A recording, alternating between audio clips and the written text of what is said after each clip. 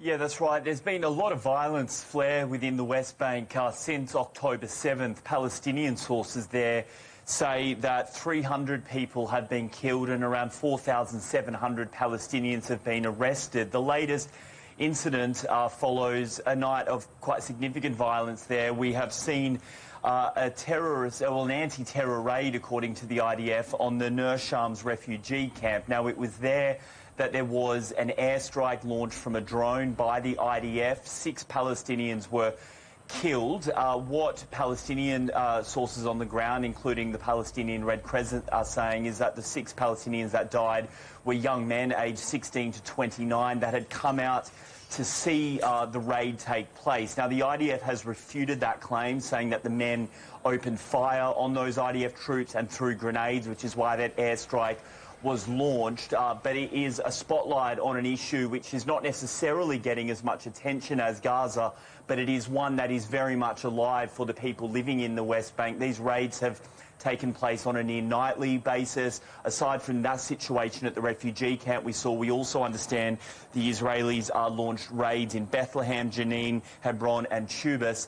It is one of those issues that has got a lot of diplomats worried, both Israel's allies and others in the region, that the situation in Gaza could spill over further into the West Bank and there could be more bloodshed, which is why there is a real call for restraint from a lot of Israel's partners, including the US and the EU, around how it conducts its operations within that West Bank area. Well, Trent, it's not just in Gaza or the West Bank. It seems like that Israel is fighting on all fronts, and concerns are growing that the conflict actually could impact more regions in the Middle East.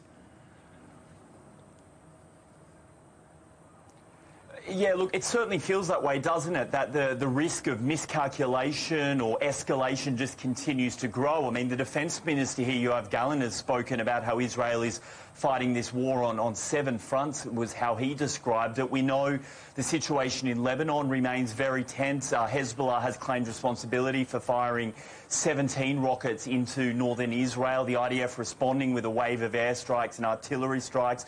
We also, of course, are getting some more reaction out of Iran following that Israeli strike on the Syrian capital, Damascus, in which a senior Iranian Revolutionary Guard commander was killed. Tehran is saying Israel will pay a, quote, very heavy price for that action.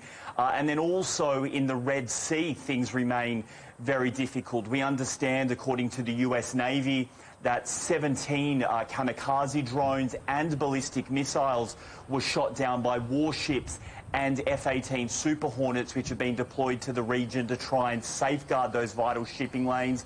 The Yemen-based Houthi rebels have claimed responsibility for that, and it comes as the US and the UK and others move naval assets to that region to try and safeguard those shipping lanes. It seems that huge show of naval force, though, has not deterred the Houthis from continuing those rocket attacks.